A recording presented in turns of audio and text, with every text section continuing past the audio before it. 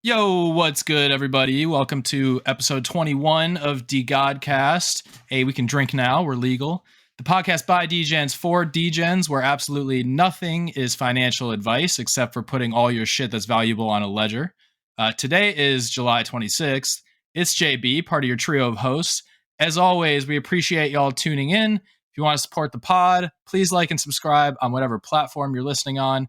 And feel free to chuck any donations over to DeGodCast.soul or justjb.soul for this episode. Fuck me. But most importantly, tell your friends to tune in because they're going to miss out on some serious alpha if they don't. So, this week's episode is brought to you by Helio. Helio is the new kick-ass Web3 payment platform in town with a team of insanely fast builders making it easy for any project to accept Sol and Dust payments for e-commerce, subscriptions, gated discords, tip jars, and more. Hundreds of members of the DeGods community are already using Helio to sell everything from D-beans to woven sweaters, D-Shui tip jars to BrewGods IPA. Matter of fact, we have started using Helio ourselves as a subscription platform for our YouTube live streams, and we are big fans of the UX. Plus, Helio charges 0 fees, and they'll be minting an NFT soon to enable access to Helio X, their premium product. Head over to hel.io, jump into the Discord, and verify as an OG to secure your whitelist spot. All right. We have Walker here from Analytics Powerhouse Hello Moon with us today, and we're going to dig into what all these terms and metrics mean to the lay trader such as myself. But before all that, Chapter, hit him with a decap. All right. Yo, shout out to everybody who using a hardware wallet to store their treasure trove, and shout out to JB who got hit with the fuck around and find out right before the show. But for the recap, first, you know we got to talk about it. The motherfucking one-on-one virtuoso, the legendary John Lee entered the Gods HQ today for who knows, just some friendly conversation, maybe to share and collaborate on DoorDash combinations. Because that's typically what I imagine artists do when they meet up with other artists in a remote location, literally mid-sprint towards the most hyped NFT mint in everybody's group chats. Makes sense. My man Jean Lee is the latest OG to pull up to the hidden sleepover, or should I say the first edition, since our comrade Soul Sorcerer entered the multiverse this week. It's probably nothing. But yo, secondly, the return of the Duppies as we know it. Scholarships shocked timelines back to life this week with Dr. Frankenstein himself elaborating and aggregating feedback in a standard 4-hour Twitter press conference. That shit's recorded. But what did we learn? Scholarships / whitelist is not just some spray GM in the Discord every 8 hours and pray for whitelist type shit, but typing's important. Looking for the realest motherfuckers in the space and just dope people. Kings, queens, pronouns. The review team not just focusing on the bros and the jocks, but really the thoughts that you putting in on that application. Stay woke. If you listen to this on YouTube, you see the vibes. That's the game. 1 dust per scholarship entry, with scholarship applications possibly doubling as job applications to employ the talented, so keep it real when you drop in the alpha on you. Announcements coming soon. Also, maybe letters of recommendation for Dead God holders. What could this mean? Yo, shout out to Finn. Duppies officially and unofficially was renamed. Or should I say, change to that black line that be on classified documents, redacted, and to be revealed in the next couple weeks. As for DeGods, or DeGods, depending on how that mouth work, creator royalties have been hinted to change to 5% down from 9.99% in the near future, which could be interpreted as a buff to the trading expert, but will also be paired with the over-the-counter nerf. Check the patch notes to the homies yelling, "Win Rugdow!" The spring/summer collection merch shipped or is shipping. Ask your mailman to stay woke. And finally, Killer 3 is running off the strength of 3 back-to-back dubs, looking to pick up the 4th against the Aliens this Saturday in Week 7. Playoffs coming. Duppies in quotation marks dropping. The God season on the way. OTC NGMI. Fucking rippity doos mom doing prune juice shoeies for the fucking culture. Let's fucking go.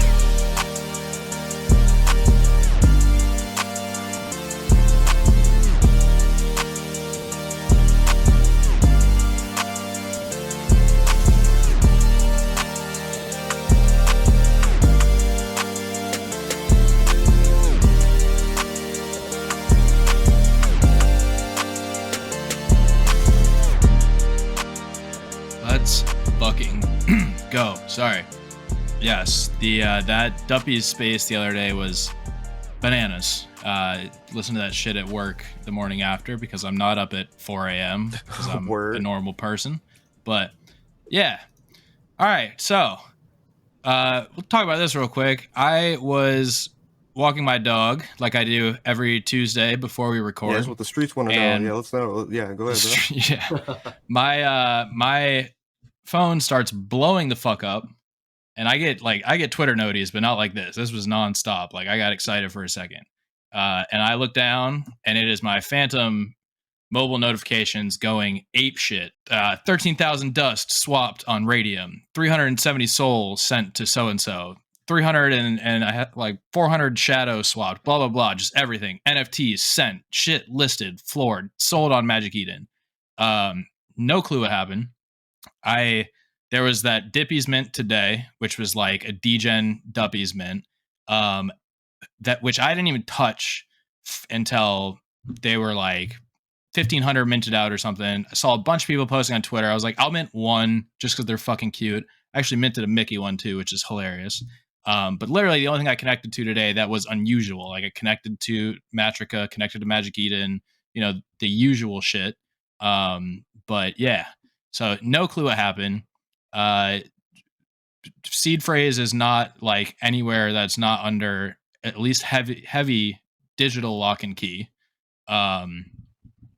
Yeah. Okay. So let me ask you this. So is this Yes. a wallet that you use to mint like multiple different things? Like, do you use this wallet to mint like frequently, or is it just? Oh yeah. Okay. This is the main. This is the wallet I've been raw dogging the Solana network with since September. Good Lord! All right, bro. God. Yeah, they did not get anything that was staked. I did have like a separate wallet that had one DeGod on it. It was a Mickey, so I could double enter the Mickey's dust giveaways, even though I never fucking won anyways. But I was able to quickly unstake that, move that shit to my ledger. I caught like 22 soul. I hit send to my ledger before they could hit send to wherever the fuck they were going to. And then I was able to delist one DAA that they had listed for like 10 soul under floor before that shit sold. Probably because it was a fucking Ooh, you're lucky I didn't have my bot on.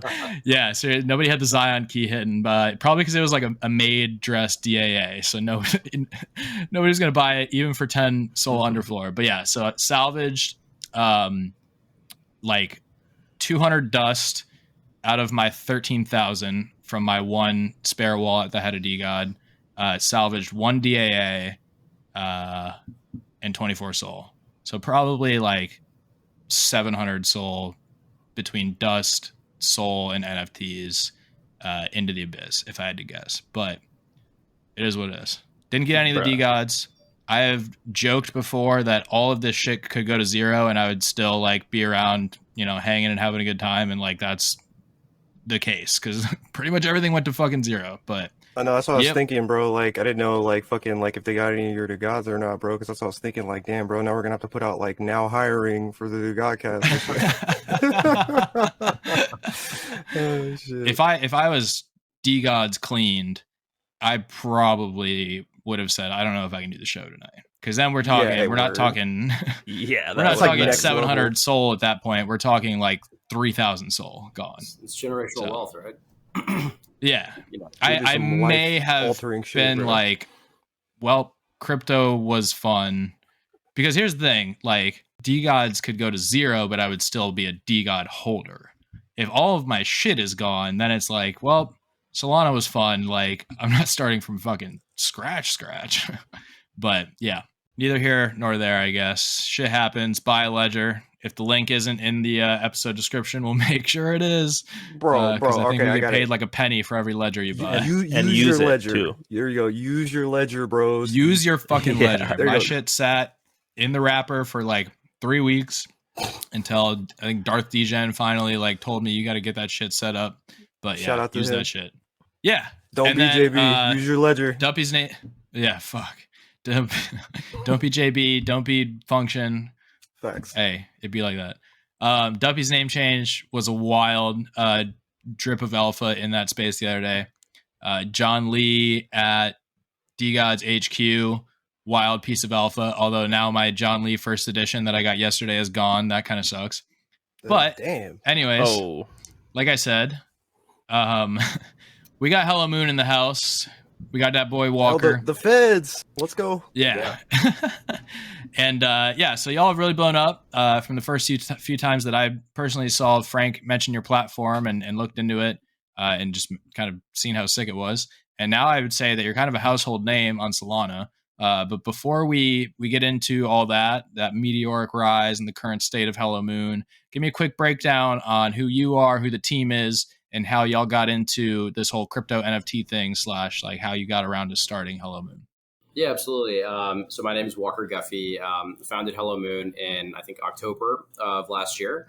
Before founding Hello Moon, I spent 8 years doing software private equity, 2 years doing investment banking. And, when we started the company, kind of knew that we were solving a hard problem that was going to require some pretty intense software development. And so we were careful to hire basically only the best developers.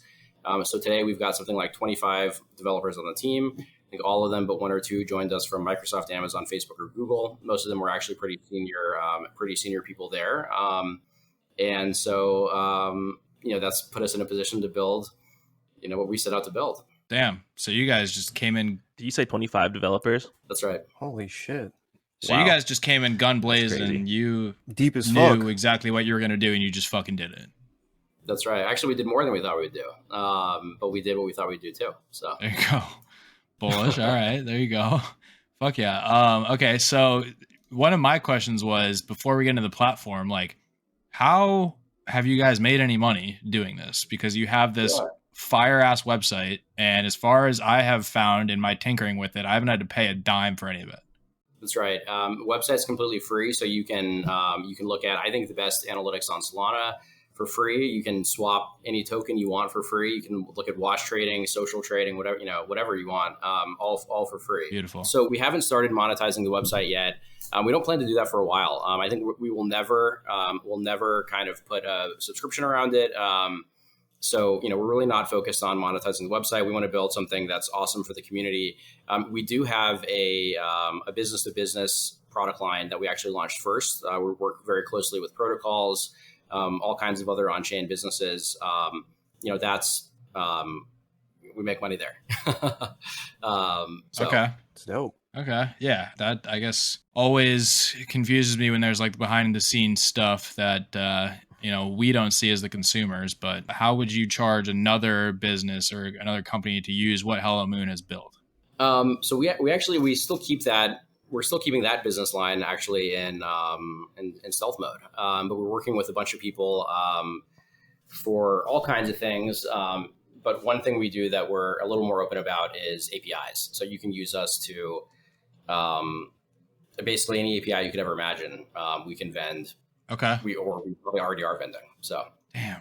we're a little buttoned up about the B2B side. I will say. Damn. I mean, you guys just sound like you're way above our pay grade even. Like, we're used to talking to degenerates. This is like an actual business that we have going on here. Well, I like to think that I'm about as degenerate as it gets. So, they're degenerate businesses too, right? So You like to think that, huh? Have you ever done a shoey? I've done an ice shoey. Attaboy, there you go. for DeGods. Were you at that party? I was, yeah. Did you get COVID? I did not. Attaboy. I did not. Then you didn't do the ice shoey, dude. Must have been an early shoey though, right? It must. Yeah, I mean, I think I was the first one, but no, that's hilarious. So I guess it sounds like you're a DeGods holder, right? I am. Nice. I always see Hello Moon posting some You guys are always bullish on DeGods. bullish stuff about Yeah, DeGods. we're super. So I mean, a few things. So first of all, we're like permabulls on Solana NFTs. We're permabulls on Solana, but we're like gigabulls on DeGods, gigabulls on Dust. I mean, it's the top market cap project by a huge spread. Yeah. And I think for incredibly good reason. So we're super bullish on DeGods, Dust, Duppies, Frank, Finn, JB, Slate, Chapter, you name it. Yeah. Yo, let's fucking go, bro. Hey, we're both on Hello Moon too, bro. Hey, let's go, bro. That's right. That's what Hell it's yeah. about. Yeah, there's a few projects that will kind of just rocket out of nowhere, and the catalyst is usually like a Frank endorsement. And that for me was like how I first discovered Hello Moon, how a lot of people did, I'm sure. That was quite a while ago. That was a very long time ago. Hell That's why yeah, I'm bro. like, now you guys everyone knows who Hello Moon is, but back in the day, I remember the Discord first like opened up, bro, and I'm like in here like, how do I find out more information, bro? Like, cause like there was nothing in the announcements. There was like one channel. Yeah. Our Discord was terrible for a long time. We built out, I think, a pretty amazing team in the last few weeks. So I'll plug our Discord, check it out. It's growing. It's structured. We still don't have an FAQ, but we will soon. So I'm even surprised you guys would have a Discord because I mean I guess everyone does, but in my mind, like you're not minting anything, you're not announcing stuff, you're just a website. But hey, that's Web3 for you. There you go. We will mint eventually. Well, are you not minting anything, or do you have plans? Yeah, we'll do a mint. I think we'll do a mint. Yeah. What's that going to entail? You want to talk about that at all? I'm happy to talk about it. It's still high level. You know, if I had the details, you know, the mint would be tomorrow. So we're still figuring out the details. So we're thinking about art. We're thinking about what does it mean to be a holder. You know, one thing that's important to us is we don't want to gate access to the website. So we currently have, you know, way more than 10,000 users, and we don't want to right. you know, restrict people who were previously using it. And so, I mean, honestly, like I think, you know, when we do a mint, we want it to be about community. We want it to be about brand. We don't want to do a utility drop. I think there'll be some utility bundled in inevitably, because why not? But conceptually, like, are you just thinking like, you know, a PFP project that with a community that's a vibe, or like, I feel like it's strange to hear. I mean, I get it. A lot of utility NFTs don't necessarily do well. I mean, y'all's utility is obviously people would pay for that. Yeah. But I feel like that's kind of limiting. Like it's less of a speculative PFP project. You know, where can it go? It's more of a how much am I willing to pay for this utility? So if utility is not going to be the quote unquote utility of the NFT, what direction do you think you would head? We're cooking up some stuff. I mean, you know, I'm a competitive guy, and if we I think I'm allowed to say this, to the extent that we put out an NFT, you know, my ambition would be that it would be a top 10, top 5 project, and that the floor price would go up, you know, infinitely, always monotonically. And so we're not going to do it until we think we can deliver that. That's not financial advice. But I'd say, you know, we're still figuring it out. If we had it figured out, you know, we'd launch it. But, you know, we're thinking like December, January timeframe. So we got time to figure it out. Word. Damn, tight-lipped, bro. Just the first two. That's all right. All right. Well, let's talk about some of the perks and the platform. So the question that everyone really has been asking is to get some of the specifics on how the smart money flows work, and that's not only the 4 projects that kind of show up on the main dashboard, but the green and red bars on the top volume list or whatever. Leaderboard, yeah. It's a great question. So basically, for smart money, what we do is we look at every wallet that's ever transacted on the Solana blockchain. And we then look at, you know, basically wallets that have above a certain amount of capital. So it's one thing to go from, you know, 1 SOL to 6 SOL. You know, it's a lot more interesting to go from 500 SOL to 3,000 SOL. And within the universe of wallets that have transacted on chain that have more than a minimum capital threshold, we then look at basically who has consistently generated a very high annualized rate of return. So something like 50% plus. And then smart money inflows are looking at what are those wallets buying. Smart money outflows are looking at what are those wallets selling. So we do it for both NFTs and DeFi.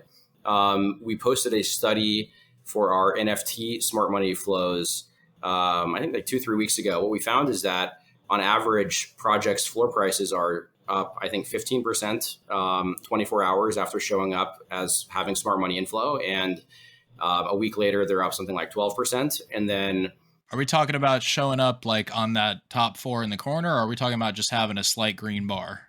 Yeah, we're talking the top dashboard. Okay. And then for outflows, actually, unfortunately, something like, I think the number was like a week later, you know, they're on average down like 10-12%. So pretty predictive on the upside and the downside. I personally suspect that our DeFi smart money flows are probably even more predictive, but we haven't done the studies yet. How much of that do you think is due to the fact that you guys now have this indicator, and people are like, Yeah, it could definitely be like a self-fulfilling prophecy. Yeah, I mean, first of all, I'm all about self-fulfilling prophecies. I'll take that every day. We just want to know what's going to happen. I don't, it doesn't matter why. But no, I don't think so. So the study that we did for NFTs actually went back farther than we were showing it publicly, and the numbers were pretty consistent. So again, we're looking at millions and millions of wallets that have ever transacted, and then thousands of wallets, tens of thousands of wallets that qualify from a size perspective, and then thousands of wallets that qualify from a returns perspective. And so it's a pretty big universe. how do you get an annualized return when Solana's been around for like 8 months? So that it's annualized, not annual. Oh. So annualized, you basically take, if you're up 300% on the day. Yeah, like if you're up 6% in 1 month, right? I think that comes out to an annualized return of about 100%, right? So if you're up 6% month one, up 6% month two, and then you basically, extend that out for a year or pull it in for a year, you get your annualized return. Okay, that makes sense. Yo, shout out to math, bro.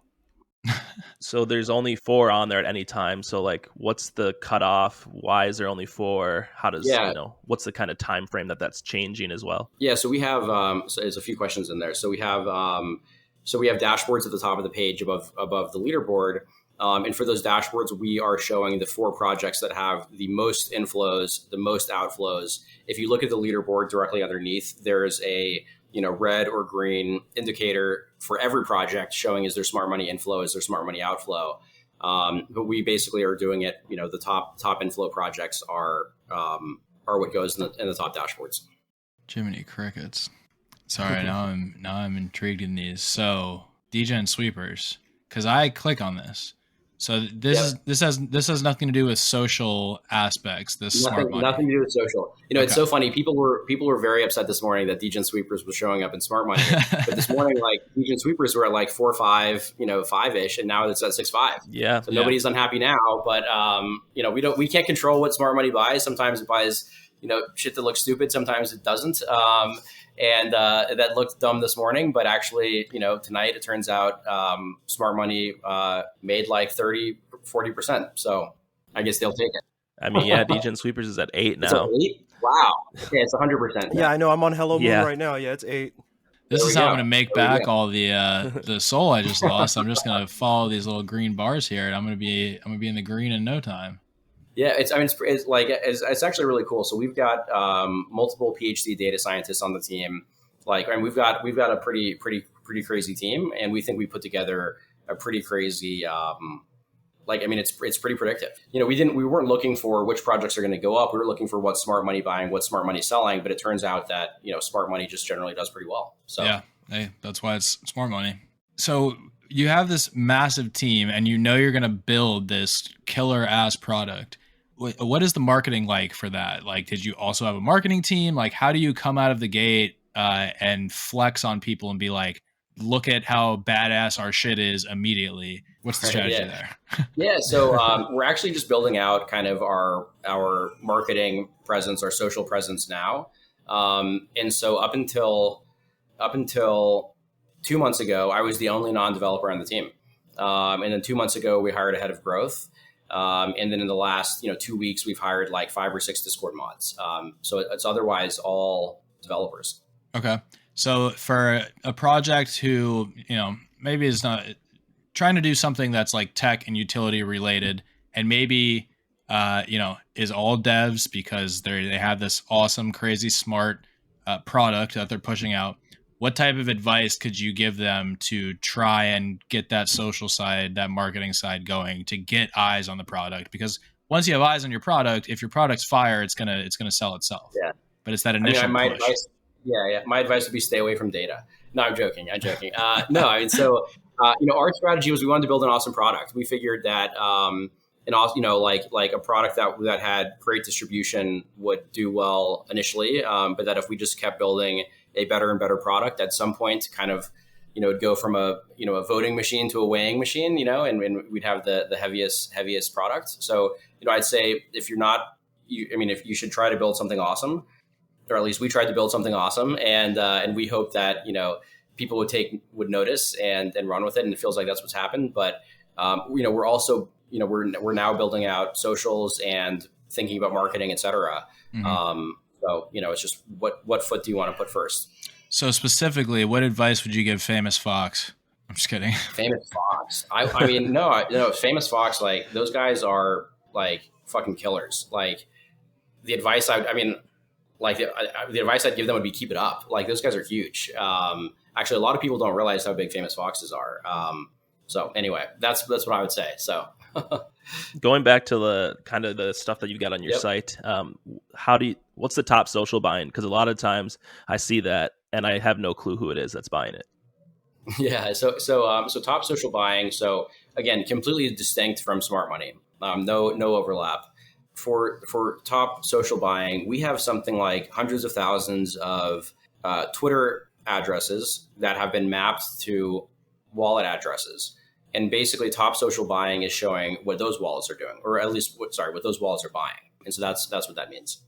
So how did you map those? Just based on stuff that they posted? Somehow you grabbed it? Yeah, there's a little bit of special sauce. Or maybe their Hey Wallet a little bit of post or special something? sauce in there.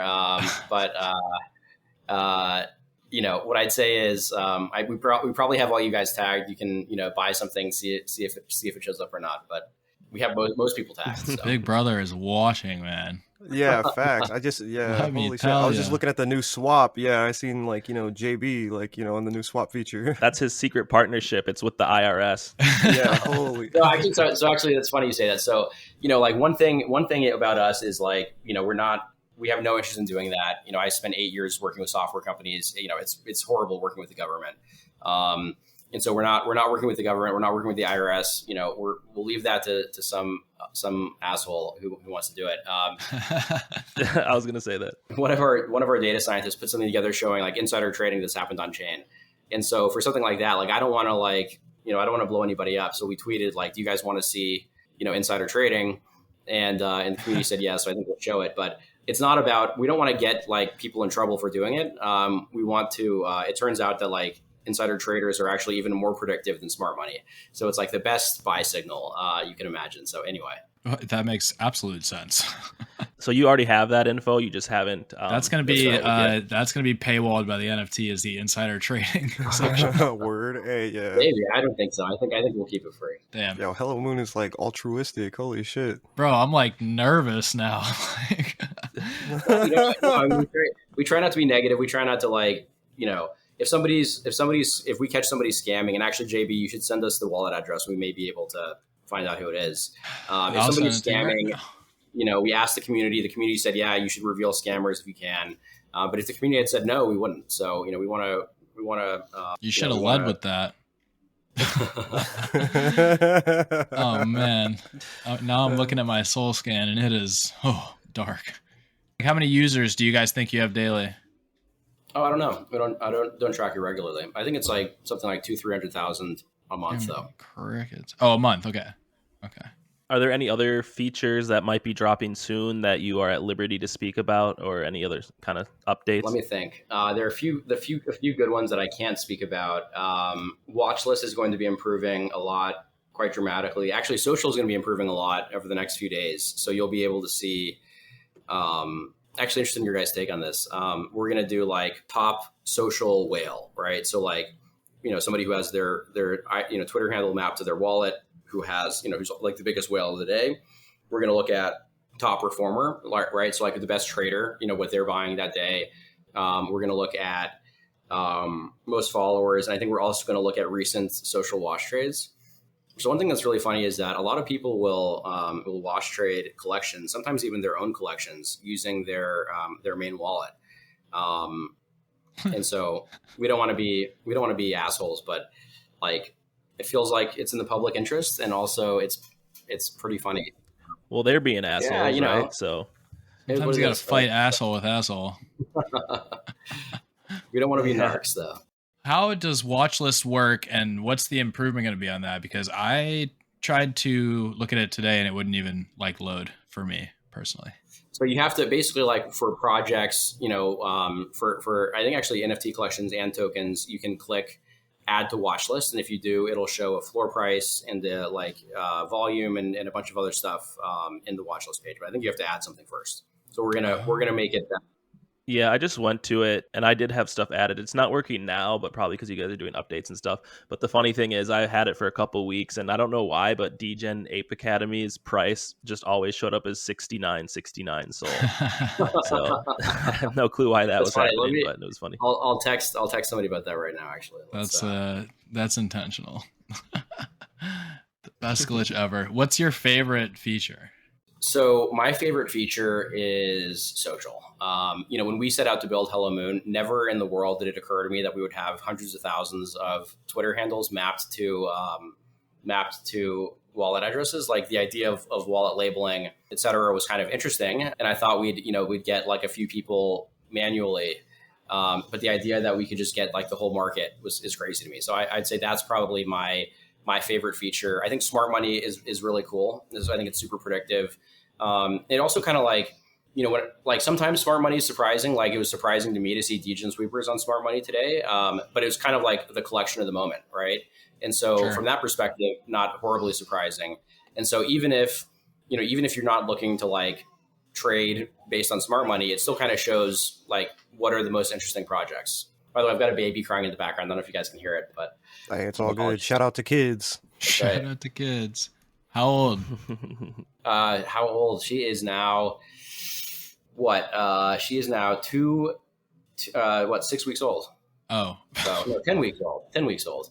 I thought you said 2 years. I was like, that's a little old to be a baby crying in the background. No, I thought you said 6 weeks, bro. I was about to say, like, bro, like, were we at the same hospital, my dude? My baby's like 6 weeks old. Like, yeah. Holy shit. Yeah. No, 10 weeks.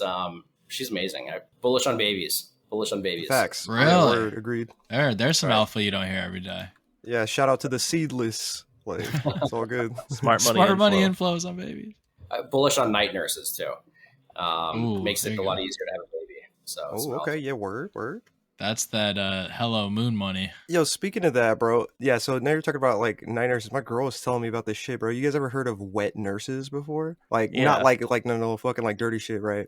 But she was saying like, that's okay. Do you know what it is? Yeah, it's like yeah, that's like some Game of Thrones shit. Yeah, they they breastfeed your baby, like right? when like back in the day, she's saying that like fucking like breastfeed breastfeed for like fucking like 10 years and just go around like rotating, like pulling up at your house, like, oh, baby needs some milk, bro, and just like feeding children and shit. Like you know what I mean? Like it's like DoorDash for breast milk, you know?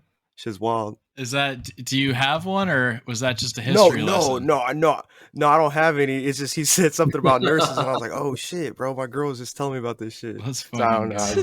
Yeah. What are your Walker? What are your thoughts on the whole recent royalties debate in the y'all marketplace and everything as a DGen? As a DGen, I'm super bullish on royalties. I'm super bullish on high royalties. As a holder of DeGods, I think one of the best things that the project has going for it, on top of Frank and Fen and everybody else, is that the royalties are so high. And the reason for that is because it gives the team basically fuel to build something awesome, which is kind of in turn what drives up floor prices. So if you're looking to like buy a project and sell it in a week or two, royalties are going to be terrible. All transaction costs will be terrible. But if you're looking to buy a project and hold on to it for 3 or 4 or 5, 6, 7 months or longer, I think you're going to probably net be better off if you're buying a project that has high royalties, where the team is getting those royalties and are using it to make the project better. So I'm really bullish on projects that have high royalties, and I think it'd be a shame if that got like arbitraged out of the ecosystem. So you think a higher royalty percent can be a decent indicator on like the longevity of a project? So I think that if you have a good team and a high royalty rate, I think yes. I think if you have a bad team and a high royalty rate, like it's a disaster. But when those things align, I think it's like the bullish constellation you could have. Okay, yeah, that makes sense. I mean, we probably wouldn't have a basketball team if we didn't have 10% royalties there for a while. So. Yeah, exactly. And wouldn't have the Olympus party. Exactly. You wouldn't have Dust. You wouldn't have the team that DeGods has. Word, facts. The expanding team. We wouldn't have so much shit. Yeah, yeah. And that's what makes DeGods so awesome, and that's what makes the floor price so high. That's what makes it really valuable. And another way to think about it is that Solana NFT prices are floor prices are like really variable. So like the floor price will go up or down 10% on any given day, even like any given hour. And so it's like maybe you get lucky and it's up 10%, maybe you get unlucky and it's down 10%, but like it's volatile enough that royalty is just a rounding error, I think. So anyway, so I'm super bullish on royalties. And, to me, like royalties are what like animates the JPEG and turns it into like something that, that deserves a $300 million market cap. And without royalties, you just kind of have like a JPEG. So anyway, I'm bullish. Bars. What Bunjil said on the Duppy's space the other night was like just common sense, but most people probably don't think of it. It's like there's no entertainment industry if it's not for royalties. Nobody makes a movie if they're not going to make royalties on that movie. Nobody records an album or does any of that shit. So it's like if you're looking at NFTs as like the entertainment sector of cryptos, if you will, I think a lot of people look at it more like, if you look at it as a net gain type thing, like, I bought a lot of my DeGods at 4 Sol. My net gain is disgusting, royalties aside. But the DGen in me, when I go to sell one on Magic Eden, it's like, do I want to lose 30 or 40 Sol in this sale, or would I like to get as much as I can?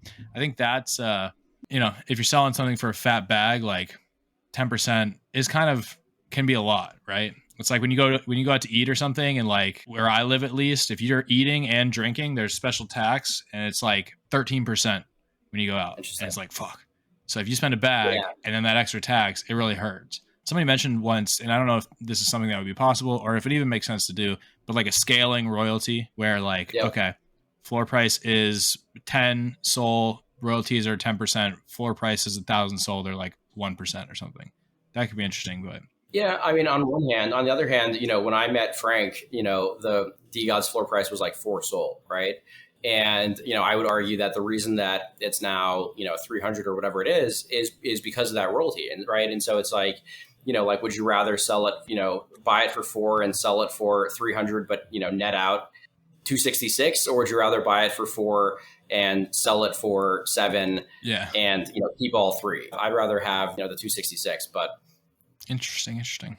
Not everybody uses royalties the same way DeGods do. And actually, to go back to the Bunjil example, I don't think of it as, these projects are only doing this work because they want the royalties. I think of it as these royalties enable them to do the work that they're doing. I think a lot of people are like, money's nice, but there's a lot more to it than that. And it's just money enables you to do more than you otherwise would be able to. So anyway. Big facts. Right, I feel that too. That's a good point. What's your favorite project besides DeGods? It depends on how you measure. Inches. My biggest bag is actually this like hard rugged project, Wicked Pigeon Posse. I think it's got like a 0.001 Sol floor, but I personally am the largest holder of the project. Oh God. I think the art's pretty funny. What else? I really like one-of-one art. So I like Sleeper. I like Wayne Newton or Nick, if you know him. Yeah. What else? I think I'm saddest about losing my John Lee that I got yesterday. It's my phone background too. So like every time I'm watching my wallet get drained, and it's like, oh wait, that's fucking gone now. Sick. I like that one. Yeah. Whatever. I like Catalina. I like Wagme Beach, so I like Catalina whales. I like Bubble Goop Ballers. I like Primate. So I literally pulled up Hello Moon. I think fruits are awesome. Looks like the floor price recovering a little bit, but fruits are hilarious. I think primates are cool. Degen Fat Cats are awesome. I love the Degen coin flip team, and I also own one.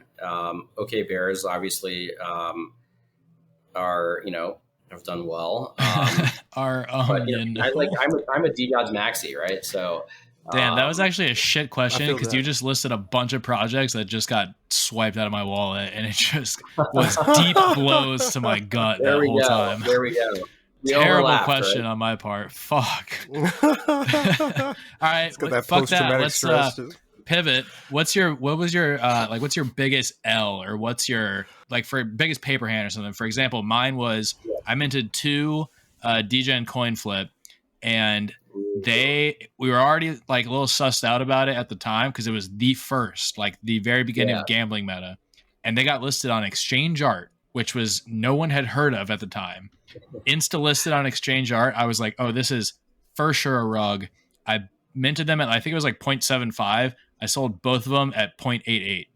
Well, actually, so I'm in an interesting position. So I've, like I always knew, some asshole was going to like really closely track the blockchain because I knew I was going to do it. Yeah, I was gonna say you, bro. Like, all right, you're fucking army of fucking developers, bro. Like, all right. Yeah. So as a result, I've never sold an NFT. I've listed two, and that's because like in like November, December, we were testing to make sure we like picked up listings because we're just starting out. But I was able to delist them before anybody bought them, and so I have hundreds of NFTs, but I've never sold one. So Interesting. Walker the Diamond Man, bro. Okay. yeah, literally. How do you like get liquidity for new shit? Bank account. Oh, God. Working. Yeah, work. Yeah. Like I haven't put Solana in since September. I've been playing with the same fucking bag I have that I started with. Yeah, me neither. And it's just like I've taken some out here and there. I sold like one DeGod to pay off a bunch of debt and shit, but I like have never added more. And yeah, that's all. That's like because like I love one of one art. It's fucking beautiful, but I don't have the liquidity to play with it because it's like you're buying that shit for the long haul. So yeah. So Hello Moon pays him in Solana. So yeah, no, I guess no biggest L's. Wow. Damn, bro. Just dubs, bro. Well, I'm sure you have some that are down 99.9%. Yeah, no realized L's. That's right. And if pesky pigeon posse ever moons, you're retired. Yeah, seriously, wow. Yeah, even more bullish on Hello Moon, bro. Like when that happens. There we go. Yo, you There see we that go. shit on the smart money inflow dashboard? You better get to run into Magic Eden. That's right. Yeah, maybe I'll sell a Wicked Pigeon Posse if it gets to like 200-300 souls. So we'll see. Just one. Biggest bag holder. Maybe I'll sell one. Oh, this guy's got a diamond cock out here. I love it. Yeah, facts. So Frank posted a pretty fat thread. I think it was last night. I read it today about people not looking at like the possibilities and the future of what we can do with NFTs, and everyone kind of being stuck in this, this is the current meta or this is the best meta, and it's and basically backing ourselves into a corner with, okay, branding and PFPs and community are like the best meta and the best way to go. What do you see as some future NFT projects or utilities that we maybe have not discovered yet with NFTs? There's a lot of like off the wall shit that, to me is almost like outside of the current paradigm. I mean, like you could say, all ticketing should be done using NFTs. You could say, all kinds of things like that. I will say I'm still bullish on community branding. It's, PFP, et cetera. I don't know. I think utility is a meta that has, with a few exceptions, I think has really not worked out. I think that it's going to take a new mindset to do that in a way that excites people and where you can actually have a sustainable floor price. But I missed the thread, unfortunately. But I want to know what Frank thinks.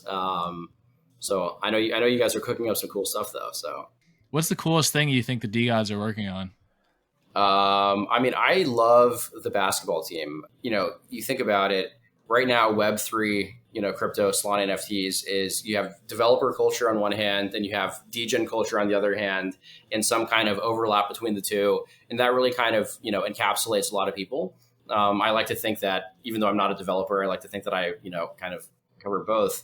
A builder. Yeah, exactly. But the reality is that, when mass adoption isn't going to be driven by the entire world deciding that they're either developers or they're degens. I think mass adoption is going to be driven by, like things that normal everyday people can relate to and want to associate with, becoming part of NFT projects. And so I think doing things like, buying a basketball team that's, crushing it, 4-2 and, and on CBS or whatever, I think that's, a really important onboarding ramp to people who aren't already in the ecosystem or people who, don't fall squarely into the dev culture or the degen culture. So that's what I like about it. Yeah, I've tried to think of that too, because I have a lot, mostly interaction with people who are not in crypto and NFTs, and it's a very hard thing to explain to them. But then also at the same time, I'm like, well, what would it be that would make this person who I interact with every day be like, oh yeah, I'll buy that NFT, and I'm not entirely sure. So, two questions. I mean, look How do at you? Top Shop. Sorry, anyway. Oh, Top Shot. That's actually how I got into NFTs. So, Yeah, but even then, it was like, there was a very small window where Top Shot was profitable, and that was, to be fair, the pitch. It's like every pack of these you get, you're going to make money. But then once it's just the digital basketball card, and you're pretty much losing money on most packs, it's like, this isn't a fun toy anymore for most people. So, Sure. First question: how do you describe NFTs to a normie, if you even have any of those in your life, because it sounds like you're surrounded by a bunch of smart fuckers? And then second question, like ticketing is a very good one, but even that's like not the most like normie thing, you know what I mean? Like most people don't interact with like a concert ticket or a sporting event ticket, on a daily basis. What do you think it might be on a daily basis that will get people to even just interact with like a phantom wallet? Oh, yeah. I mean, so I describe NFTs as a fundraising mechanism for anything that's much more efficient than any other fundraising mechanism that I know of. And that is completely democratized. Anybody in the world who merits it can do it. And so you can be raising capital around an art community. You can raise capital around a utility, that you're selling. You can raise capital around just a community, like whatever you want. And so the way that I describe it, that's how I describe it to normies. And then after they've launched, it's basically a community that is tied by mutual interest in the value of an NFT. So anyway, something like that. And then in terms of the most normie sort of on-ramp, I mean, I think Steppen is a great case study. So I think Steppen brought like something to the effect of millions of people onto the Solana blockchain. A lot of them, didn't understand exactly what Solana was, or their only kind of interaction with the chain was swapping GST or GMT to to USDC on Orca or whatever it may be. But again, a lot of people don't realize this, but Steppen in the Steppen marketplace was actually like substantially larger than Magic Eden for like 6 or 7 months in a row. But it was just completely outside of on their the crypto Twitter, Magic Eden profile picture kind of meta. And so I think it's, so that in that case, a lot more people walk and exercise than go to concerts. Yeah. And so, I think things like that, there'll be more and more of that in the future. Like, like why not Airbnb for, to earn? Why not, all these other things, Uber to earn, Lyft to earn, whatever it may be, or sleep to earn, people are talking about. Oh, so bring it on. Drink to earn. Yeah, that's Let's what the streets need. I would literally sleep just because that was a thing, bro. That's right. Exactly. I think it's kind of funny. Like Steppen brought on millions of normies, but now they're at like a 99% loss on what welcome to crypto. What they invested. So are they going to stay? Yeah, maybe some of them will stay, but yeah, it's hilarious. I saw somebody comment on like one of my tweets. I think it was today, and I forget what the tweet was about, but their comment was like, "Yeah, I basically lost a shit ton of money on this Steppen app, and that was my introduction to NFTs." And I was like, "Oh fuck, sorry to hear that," but. You have to cross the face. Yeah. Anyway. Jesus. Does anyone know like how Steppen actually started? Because I feel like I found out about it A, too late, and B, too close to summer, where I was like, I am not going outside to exercise, so I have zero interest in this. I think Steppen actually won a Solana hackathon. And I think that kind of got it started. And then I think just, network effects kind of took it from there. So it was like started out small, but like, if you're growing 100% a day every day, then it's not that much to begin with, but then it's like 80% of what's happening on Solana. So I think that's what it was. So wild. Were you ever into like ETH or Bitcoin or anything? Not really. My first exposure to Bitcoin was like 2014, 2015. I was living in San Francisco, and my neighbor had just founded a Bitcoin exchange called Coinbase. And he had like, it was Brian Armstrong. Your neighbor? Yeah, he had like I don't know, like 5 or 6 employees or like 10 employees or something like that. And I talked to him, and I remember thinking like, geez, like Brian's such a smart guy. Why does he want to dedicate his life to helping people buy and sell drugs on the Silk Road? And he explained to me like, there's a lot more to it than that. And just like I was like, like I'm buying, cash flowing software businesses, with, high gross margins and, growing 20%, like, it was pretty focused on that. But then what happened is like maybe, around 2 years ago, I realized that the reason that crypto was blowing up in the way that it was because crypto, like, represented a new computing paradigm, comparable to the internet, definitely a lot larger than the cloud. And so, kind of the way that I approached it was, the future of computing, the future of crypto is high volume, low cost transactions so that you can do things like trade stocks or, do step in or buy NFTs without having to pay, 2x the cost and gas fees. And so I kind of was looking for Solana, I guess you could say, and then found it. I mean, I'm bullish on Bitcoin. I guess I'm bullish on it. Well, I guess I'm bullish on Ethereum. But Solana was kind of what, felt like a new design space and kind of helped me get comfortable with scaling, et cetera. So that's so when you put it that way, just, high, low cost, high speed transactions, like what's the difference between crypto and like fiber internet? Well, I think one of the important points is that they overlap in a lot of ways. I mean, obviously you need fiber internet to do crypto, but in terms of like what it enables in society. So I think, a core difference is that you can own things that you participate in. You can have, vastly decentralized networks, as opposed to, just like, 3, 4, or 5 companies running everything, which again, like, there's nothing wrong with consolidation. There's nothing wrong with centralization, but, having something that is where you have massive network effects built in and is decentralized, I think unlocks like a new type of human behavior on one hand, and on the other hand makes, already existing types of human behavior more efficient or more lucrative or, all kinds of different things. Yeah, my thought on that is that it's just a lot more frictionless than the, payment methods that existed before. Because it's like all Visa and MasterCard, so they have their fees, obviously, and also like you can't like take your bank account and connect it to any website and do an instant payment, but you can do that with your wallet. Yeah. So, and it's also for people that don't have bank accounts. Facts. Yeah, and to that point, I think Visa and MasterCard have like 98% gross margins and like 60% EBITDA margins. Like they literally have a royalty on humans spending money, which it's a great business if you can get it, but it's hard to escape, if you don't own that business. So that's a good point. I didn't even think of that. Yeah. Plus the ownership aspect, or like the, I can connect my wallet and buy this thing, and then anyone that ever wants to, send benefits or whatever to this thing that I own, it's going to go straight to me. Whereas like if you're doing a Web 2 checkout, you're talking email address, you're talking, shipping address, all that stuff every single time for the most part. Crazy world we live in. Was Silk Road still like the main use for Bitcoin in like 2014 and 2015? I think so. Which shut down. I think it had done like almost $2 billion in volume. It was shut down November 2014. Okay. So I think it was at its biggest when it was shut down. Yeah, that makes sense. I recently read this book about Ross Ulbricht, the founder of Silk Road. Like a lot of people are like, free Ross Ulbricht, like, he didn't do anything wrong. Like, drugs should be legal. But like, it turns out that he thought that he like murdered 6, like he thought that he committed 6 murder for hires. It seemed like a pretty bad guy. Tangent. Well, that was also a service on the Silk Road. Yeah. Well, and he was using that service to like, oh Jesus, like if he didn't like an employee, he was like, it was actually, so the FBI was like tracking him. Hold on, bro.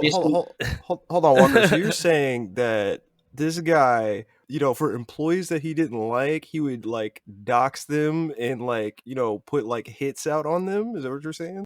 Yeah. Holy shit! I know. It's like wow. Like, and no HR, bro. Several of them were like, "Oh, this person's disrespected me. Like, that can't stand. Like, they've got to be killed." But luckily, it was the FBI. Yeah, but it was the FBI, like who was doing this the whole time. So what they would do is they would just go and like basically kidnap the people and like make them take photos that look like they've been murdered. But they take photos that like look like they've been murdered. They'd send them to Ross, and then he'd pay them for it, and then they'd like turn them into informants. But anyway, it's like a really fucked up guy. Like that's like, Yo, I used to be squarely in the free Ross camp, but I might need to check that like, book out. I mean, I was too. I was like, Yeah, I was gonna say, what's the title of the book, bro? yeah, I was like, I think it's called American Kingpin, but I was like, yeah, like, you know, he wanted to like, he thought drugs should be illegal. Like, you know, what's wrong with that? But it was like, no, he was straight up like doing some. Yeah, I never once looked at the Silk Road and was like, oh, this is an innocent website. Yeah. No fucking chance, dude. Yeah, I had heard about the murder for hire stuff, but I didn't know it was actually him. Oh, and it was for like petty shit. I think he's just using the service. Yo, there's a movie. That's wild, it came out last year. Have you seen that? I haven't seen Oh yeah, there's like a doc 2021. like It's called Silk Road. It's got nobody that I recognize in it. Yeah. There's the movie, but then there's also like that. I think there's like a doc too. It's like one of like those mini series, I guess. Wow. Yeah, there's a bunch of things that's been dropped like for the Silk Road. Jesus. Hey, shout out to Patty because that was Patty's neighbor. That's crazy. Yeah. Oh, you know what the crazy thing was also? So there was like a corrupt FBI agent that was like stealing Bitcoin from Ross Ulbricht because like it's stealing it just for himself and framing employees for it, and then Ross would kill the employees or thought that he was killing the employees who he thought was stealing from him, but it actually was just a corrupt FBI agent. Anyway, holy plot thickening. Yeah. Jesus. Wait, what do you have question wise? Like, I'm sure you guys probably need to like source or do like focus groups for shit that you're looking for. Do you have anything that's like on the Hello Moon schedule? I mean, we're always looking for user feedback. I got you, bro. So for on the mobile side, and I don't know if it's just because, you know, I have like the master race phone being an Android, but whenever I try to do like this, like, or look at like this like token swap feature, it doesn't seem like it's like optimized for mobile, but everything else is. Yeah, we actually, I don't know why we got like 10 people saying that to us today. I assume you're looking at this on Phantom. Yes, that's correct. Yeah, I don't know what happened. We'll get it fixed though. Okay, yeah, because that's what I was wondering. Like, why would I do this instead of just jumping straight on fucking Jupiter? You know what I mean? Like, which is so. One suggestion I would have is basically just to put some of the answers to some of the questions that we asked on the show on the website. So, like, you know, a little question mark next to smart money that when you hover over it, it says these Wash are the Trading criteria. Index has that, and that's the only one. I was going to say that on smart money flows, but like it sounds like there's so much witchcraft going on in the background that like I don't know if y'all could even put a description under that. No, we could. Yeah, but like a basic summary, I mean, honestly, like, you know, we don't want to make it. We want to make it easy for users, but we don't want to make it easy for competitors, basically. And so it's kind of always like a compromise. You know, what do we want to you know, how open do we want to be about it? So like anytime we're on like Twitter Spaces, anytime we're doing something like this, you know, we're always like effectively, you know, very open about it. But we just need to get over it, just put it up there. But whatever. So. No need to name them, but are there any competitors that you are worried about at all, or is it kind of you guys are leagues ahead right now? Like there are people who are doing different things. I think we're kind of unique in terms of the team that we have, and in terms of what we can put out as a result. And so, you know, there definitely are people who are, you know, who can tell you things that are going on with NFTs. But in terms of like the things that we care most about, in terms of the things that I think our user base cares most about, I think we're, you know, I'm not losing sleep over anybody, but you can never be too careful. So shout out to Silk Road. I agree. Shout out to Silk Road. That's right. Oh my God. Yeah, that was my only one. I mean, there's so much like witchcraft is the only word that I have that goes into what y'all are doing that like well, you should, So I'd highly recommend, we don't ever publicize this on Twitter or anything like that publicly, but you can look at like projects, like almost every project, and you can scroll down to the bottom of the trade and look at wash trading examples. And you frequently can see people whose wallets are tagged doing wash trading, and it's fucking hilarious. Like, it's like, it'll be the project founder, it'll be like the biggest whale who owns the project, it'll be like some influencer. And so anyway, I'd highly recommend just like scrolling through the collections randomly, because like, you know, if you know the people, it's honestly, it's hilarious. Fun stuff. Those are the people that actually pay taxes though, so I probably don't know any of them. Right? That's what wash trading is, right? It's just to pump your volume. No, so wash trading is basically when you Yeah, it's when you spoof a transaction to fake volume and to fake price, right? So it's like, like you see like, oh, this NFT sold for 10 times the floor price, but like, that was somebody buying it from themselves, right? Or you see like, oh, volume spiking today, but it's somebody buying from themselves. All right. Yeah. So, okay. So then this is a question that kind of like relates to, the situation that happened today. So, Walker, you said that you've never sold, really Yep. like any NFTs, right?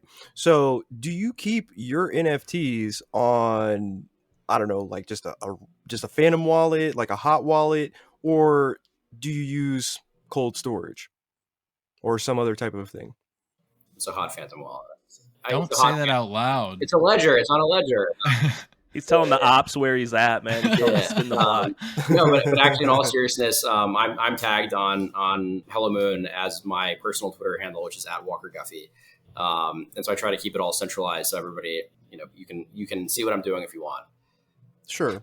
But well, I'm sorry. I guess let me rephrase this question. So, do you mint things like with like a wallet that's connected to like your computer, or do you have like a ledger or anything like that, or no? I have, I guess you'd call it a burner wallet that I use to mint, and then I just send it to my. But I only mint. I only buy NFTs. Rugs. Yeah, I only mint rugs. No, I only buy NFTs if somebody on our team wants to use it as a profile picture, or if it's from a friend. I'm friends with a lot of people in the space though, so that's why I've got hundreds of NFTs. But humble brag. I'm just kidding. Yeah, I'm just fucking with you. well, I guess that and Wicked Pigeon Posses. But actually, another thing that we do that's cool is we value all one-of-one art, and it's actually pretty high confidence valuations. And so if you it might seem illiquid, but actually if you list it, you'll probably get pretty close to what we valued it at. So. Damn, I like that. That's one of the things I saved is my Nippy because I had it listed for I think like 69.420 Sol, and they didn't clear out everything I had listed. Well, in that case, let me. So I'm guessing you'll have a one-of-one tab soon, or is that just gonna still just in the NFT spot? I think we'll do it. Right now, we try to like not show one-on-ones because we're gonna do it in a big way. But if you look hard enough, you can find some one-on-ones, but they all show up weird. That's fair. So, although after that, the John Lee drop yesterday, and Frank tweeting about getting a John Lee, and then Nippy's blowing up, and DGen Poet blowing up, I feel like it might be one-of-one meta here soon. That'd be great. I love one-on-one. I freaking love it. Do you have any questions for us, Walker? Doesn't even have to be, Hello Moon related. Could be anything. No shoeies? You gonna do one? I'll do a shoey, yeah. It's fucking good. I don't have any beer on me, but you don't have to do it like right now. You can do it. Yeah, and you can tag me on Twitter. And yeah, do that shit for the culture. I would send you a shoey NFT that you could stake for dust starting tomorrow, but those all got drained out of my wallet too. So I was gonna say, gonna have to hit up Magic Eden. Yeah, I'm gonna have to check check the hash list there and swap some out. I'll get some new shoeys going for sure, because now that's pretty much the only thing I have left is Shoey Summer. How we doing? Well, no, I don't have any questions for you other than JB. Text me the wallet address of the person that scammed you. I'll see if we can find it. For sure. I sent it in the group chat that we all had going. That's where like pretty much everything went. And somebody apparently said that same wallet has like drained other people today. I'm sure. Bro, all right. So I had no idea that this was happening, but Mr. Cuddles just tweeted in the YouTube live stream here. Apparently there is a Nippy's auction happening right now. The Nippy's name is Elf, which was the first three letters of my wallet that got drained, ELF. And apparently Scuba Steve, everything reminds me of her. Apparently Scuba Steve created this to like help me get some funds back. So shout out to Scuba Steve, shout out to the Nippy's fam. He's got a fucking shout out to Hasselhoff for the GoFundMe that he started. Yeah, I appreciate all you guys. Like I'm not trying to like drag personal shit into this obviously, but like tough to record a podcast when that happened like 12-20 minutes before, but Bro, he's got a beer hat on. He's screaming, fuck him. Like, this Nippy is fire. If I had any Solana left, I would bid on it. Fuck. Yeah. All right. Well, hey, Walker, we appreciate you, man. And we most certainly appreciate everything that Hello Moon has done for the space, for the degens that are learning how to read numbers and shit. Facts. I love your guys' platform, and Agreed. maybe next time we have you on, it'll be following some kind of big announcement that you neglected. Yeah, we'll do a few shoeies first. There we go. Yeah, shout out to books too, bro. I'm about to check out what is it, the American Kingpin you said? That's right. Check it Oh out. yeah. Shout out to books. All right, brother. All right, Appreciate you. Slate chapter. We out.